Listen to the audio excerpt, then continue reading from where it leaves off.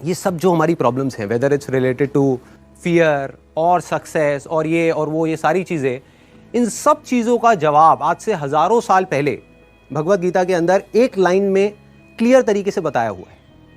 Problem क्या है कि हमको वो लाइन समझ नहीं आ रही। मुझे भी समझ नहीं आई थी जब मैंने पहली बार सुनी थी। वो लाइन क्या है, आप सबको पता होगा कि कर्म किए जा, फल की इच्छा मत कर। जब मैंने पहली बार इसको सुना, मैंने कहा यार कर्म किए जा, फल की इच्छा मत कर, इसका मतलब तो यही हुआ ना कि ये तो बकवास है।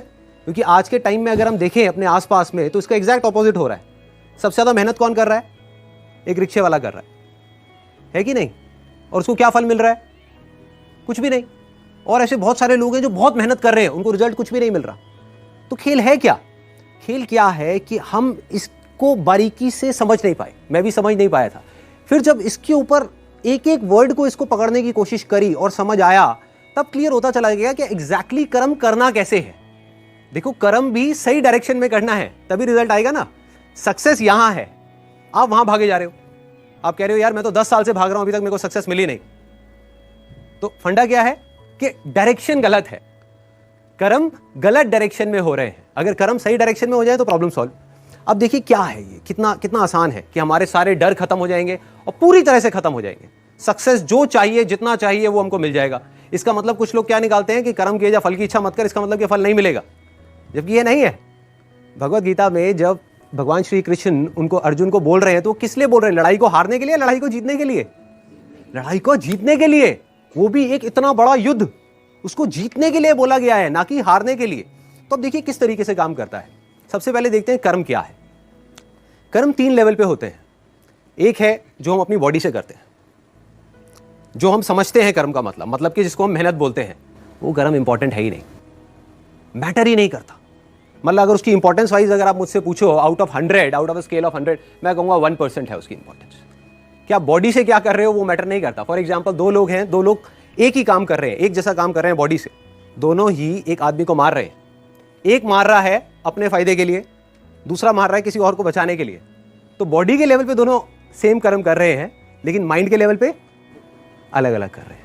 तो दूसरा कर्म का जो स्तर है वो है जो हम बोलते हैं। तीसरा है जो हम सोचते हैं। असली खेल यहां है। जो आदमी सही सोच नहीं सकता, क्या वो सही बोल सकता है? इम्पॉसिबल। जो सही बोल नहीं सकता वो सही करेगा क्या? तो सारे जो कर्मों की बात हो रही है वो यहां हो रही है। और वो कर्म क्या है? सोच के लेवल पे। और जिसकी सोच सही डायरेक्शन में हो गई, उसकी लाइफ सही डायरेक्शन में जानी उसको तो फल मिलना ही मिलना है।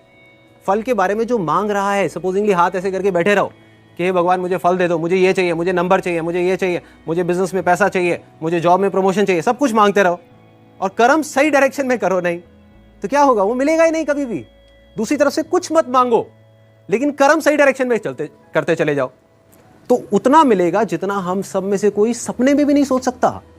देखो, लाइफ का फंडा पता है क्या है? मेरी लाइफ का एक्सपीरियंस क्या कहता है कि जब तक जो चीज नहीं मिली होती, जब तक सक्सेस की खेल शुरू नहीं होता ना, तब तक तो हमको लग रहा होता है कि यार ये भी हो जाए तो बहुत है, ये भी हो जाए तो बहुत है। एक बार वो खेल शुरू होता है, जब उसका खेल शुरू होता है ना, तो इतना आता है, इतना आता है, इतना आता है जितना हम सपने में भी नहीं सोच सकते। समझ ही नहीं आता कहां से कैसे कैसे आ रहा है। बस कर्म सही डायरेक्शन में होने चाहिए। अब वो सही डायरेक्शन में कैसे होंगे? अगर मैं बुद्धि की स्तर की बात करूं, जो उसमें महाभारत में समझाया गया है, 2 जगह है जहां पे आप अपने माइंड को लगा सकते हो। अपनी बुद्धि को हम 2 जगह पे लगा सकते हैं। सारा खेल माइंड का है। सबसे पहले तो ये हाथ पैरों के कर्मों से ऊपर उठना है हमको, कि हाथ पैरों से आप कुछ भी करते रहो, रियल लाइफ में उठा करके देख लो, वो मैटर नहीं करता। जो बोलते हो वो उससे ज्यादा मैटर करता है, लेकिन वो भी इतना मैटर नहीं करता। कोई आदमी बोलता तो बहुत बड़ी बड़ी बातें, जब करने की बारी आती है कुछ भी नहीं करता। ये अंदर कुछ और सोच रहा है, बोल कुछ और रहा है। जब ये तीनों चीजें सिंक हो जाती है कि जो आप सोच रहे हो वैसे ही आप बोल रहे हो और वही आप कर रहे हो, तब मिरेकल्स होना शुरू हो जाते हैं। तब कुछ एक्स्ट्रा ऑर्डिनरी होता है, तब हिस्ट्री क्रिएट होती है, तब वो चीज होती है जिसके लिए सक्सेस बहुत छोटा वर्ड है। सक्सेस से कुछ बहुत बड़ा हो जाता है जो हमने सपने में भी नहीं सोचा होता।